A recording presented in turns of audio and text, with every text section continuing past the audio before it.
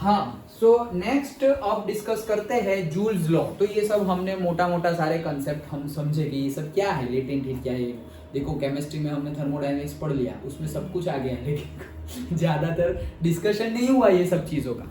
Okay, जैसे कि CB आ गया था, सीपी सीवी याद है, CP minus CV is equals to gamma and all, तो उतना डिटेल में नहीं था। लेकिन फिजिक्स ये ब्रांच मेनली फिजिक्स के रिलेटेड है, लेकिन केमिस्ट्री में भी है, दैट्स वाई वहां पर हम केमिस्ट्री पढ़ रहे हैं। जैसे अभी तुम बायो में नहीं पढ़ रहे बायोमोलिक्यूल्स, तो बायोमोलिक्यूल्स है किसका, बायोलॉजी का, लेकिन केमिस्ट्री भी अंदर इंक्लूडेड है, इसलिए हम केमिस्ट्री में भी पढ़ेंगे 12th में, लाइक दैट। ओके, हाँ चलो। सो जूल्स लॉ, ये जूल्स लॉ क्या कह रहे हैं, जूल्स साइंटिस्ट थे, उन्होंने एक लॉ दे दिया। क्या लॉ दे दिया कि पर्टिकुलरली अगर हमारे पास हीट है, हीट और वर्क दोनों के दोनों क्या है, फॉर्म ऑफ एनर्जी। तो हीट भी फॉर्म ऑफ एनर्जी है, वर्क भी फॉर्म ऑफ एनर्जी है। जूल ने क्या बोला, जूल ने ये बोला कि अगर हमारे पास हीट है तो हम उसको वर्क में कन्वर्ट कर सकते हैं, और अगर हमारे पास वर्क है तो हम उसको हीट में कन्वर्ट कर सकते हैं। सिंपल, अगर हीट है तो वर्क में कन्वर्ट कर सकते हैं, और वर्क है तो हीट में कन्वर्ट कर सकते हैं। उन्होंने पर्टिकुलरली एक्सपेरिमेंट किया था, तो छोड़ो, मतलब एक्चुअली क्या था एक्सपेरिमेंट, एक कंटेनर है, कंटेनर में जैसे पैडल रखा हुआ है ऐसे, ये एक हमारा से कंटेनर है, उसमें हमने पानी भरा हुआ है, और अंदर एक से ऐसे व्हील रखा हुआ है। ओके, और ये क्या है हमारा, वो सिस्टम है, कौन सा system, isolated. Done. Okay, isolated तो नहीं बोलेंगे हम, लेकिन क्यों आइसोलेटेड नहीं बोलेंगे, क्योंकि मैं तो वर्क करने जा रहा हूं।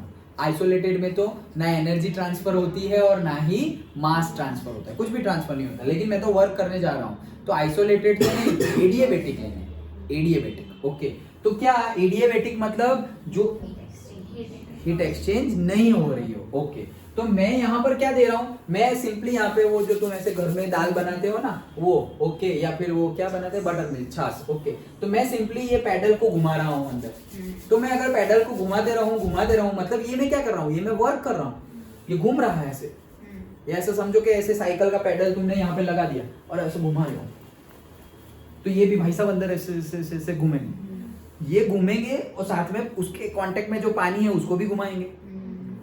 तो अगर तुम कंटिन्यूअसली घुमाते रहे बॉस फास्ट स्पीड में, तो होगा क्या पता है, ये वाटर जो है ना, सपोज एटमॉस्फेरिक टेम्परेचर पे होगा ना, तो उसका टेम्परेचर बढ़ जाएगा।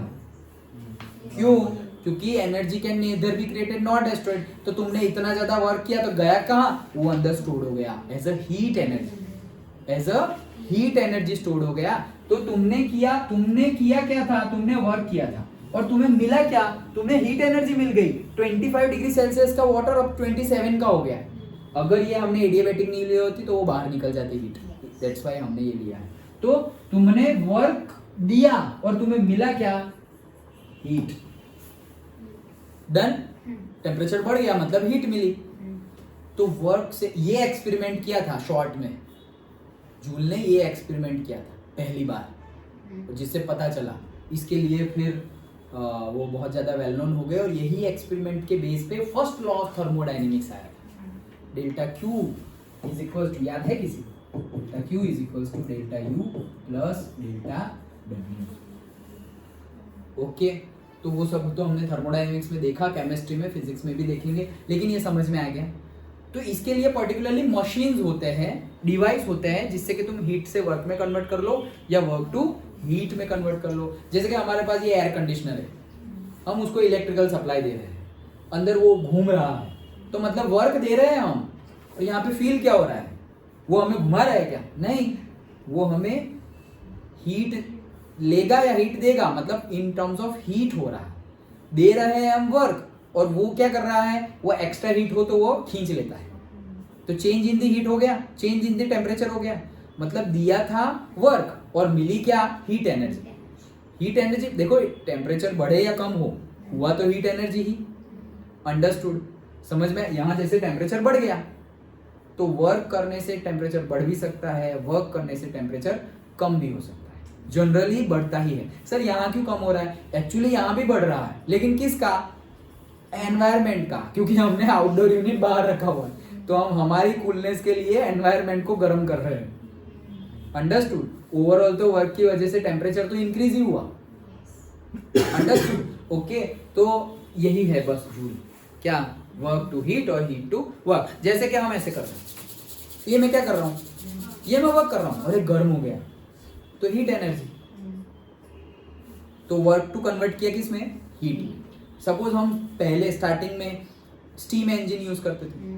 स्टीम इंजन मतलब क्या? उसमें हम क्या डालते थे? उसमें हम लकड़ियां डालते थे, कोल डालते थे, लकड़ियां डालते थे, जिससे कि अंदर जो पानी भरा हुआ है वो गर्म हो जाए और वो 100 डिग्री पे पहुंच के स्टीम हो जाए, और फिर वो स्टीम घुमाएगा पिस्टन को, और वो मैकेनिकल मूवमेंट में कन्वर्ट हो जाएगा, और रेलवे, हमारी ट्रेन आगे बढ़ेगी। तो हमने किया क्या?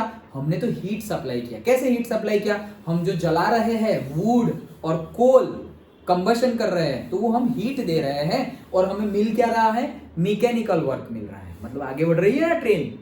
तो वो स्टीम इंजन के ऊपर पहली ट्रेन चालू हुई थी। अब देखो हम कहां से कहां पहुंच गए। ओके, अब हम इलेक्ट्रिकल एनर्जी से वर्क एनर्जी में कन्वर्जन कर रहे हैं। इलेक्ट्रिकल एनर्जी का वर्क एनर्जी में कन्वर्जन, और वहां पर हम हीट एनर्जी का वर्क एनर्जी में कन्वर्ट कर रहे हैं। टाइप्स है ये सारे। Okay, heat energy, work energy, कौन सी हीट एनर्जी? तो जैसे कि एनर्जी, जैसे पेट्रोल, गाड़ी, हमारी बाइक, तुम गाड़ी चला रहे हो, तुम पेट्रोल डाल रहे हो, तो पेट्रोल क्या है? केमिकल हीट एनर्जी है, वो उसका कंबशन होगा, तो मतलब हीट एनर्जी, और फिर वही गाड़ी तुम्हें आगे भगाएगी, मतलब वर्क एनर्जी, मैकेनिकल मूवमेंट। तो हीट यहां पर भी हुआ क्या? हीट का वर्क में ही कन्वर्जन हुआ। हीट कहां से आई? तुमने वहां पे स्टीम इंजन में तुम कोल और वुड जला रहे थे, यहां पे तुमने पेट्रोल जला दिया। सिंपल, समझ में आ रहा है? तो हम हीट टू वर्क भी जा सकते हैं और वर्क टू हीट भी जा सकते हैं। यही था हमारा रूल। डन? ओके, तो W is equals to Q। Detail में जब आएगा तब हम डिस्कस करेंगे एक्चुअल में क्या, कि वर्क टू हीट और हीट टू वर्क जा तो सकते हैं, but not 100%। Work to heat और हीट टू वर्क जा तो सकते हैं, लेकिन 100% जा सकते नहीं है। मतलब कि यहां से यहां 100% नहीं जा सकते। मतलब तुम इतनी हीट दोगे, इतनी हीट दोगे कि सारा का सारा कहां कन्वर्ट हो जाएगा? वर्क में। ऐसा होगा नहीं, बहुत ज्यादा वेस्ट हो जाता है। हाँ, ये पॉसिबल है, ये फॉरवर्ड प्रोसेस पॉसिबल है कि सारा का सारा वर्क कन्वर्ट हो गया हीट में। जैसे कि मैं ये कर रहा हूं, तो ये जितना भी वर्क कर रहा हूं मैं, सारा का सारा हीट में ही कन्वर्ट हो गया, सारा का सारा हीट में कन्वर्ट हो गया, हीट में कन्वर्ट हो गया। मैंने नहीं बोला कि मैंने ये किया उसमें कन्वर्ट हो गया। थोड़ी हीट तो एटमॉस्फेयर में भी चली जाएगी। जब तक मैं ऐसे करके यहां से ऐसे ले जाऊं, तो बीच में ये गर्म था, तो एनवायरनमेंट में हीट चली गई, बंद हो गया, लो बैटरी। हाँ, तो सारा का सारा वर्क हीट में कन्वर्ट हो सकता है 100। तो ये ट्रू और फॉल्स में पूछा जा सकता है।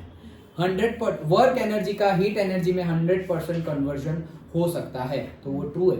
लेकिन हीट एनर्जी का वर्क एनर्जी में 100% कन्वर्जन हो सकता है, 100% लिखना जरूरी है, तो दैट इज फॉल्स।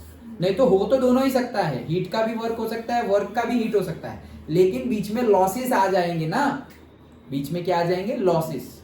ओके, तो वो लॉसेस के बेस पे हमें ट्रू और फॉल्स लिखना है।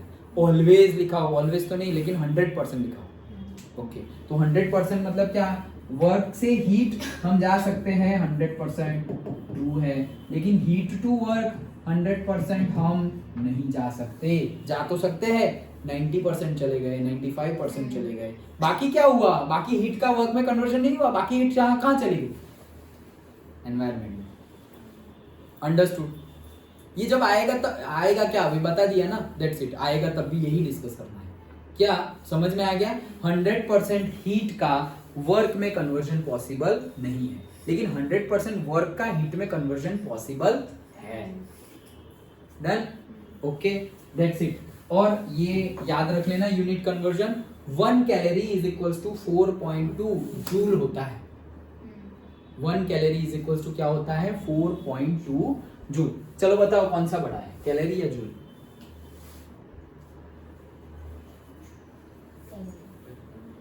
कैलोरी कौन सा बड़ा है? कौन सा यूनिट बड़ा है, कैलोरी की यूनिट बड़ा है या जूल यूनिट बड़ा है? ईशा कैलोरी, हिमांशु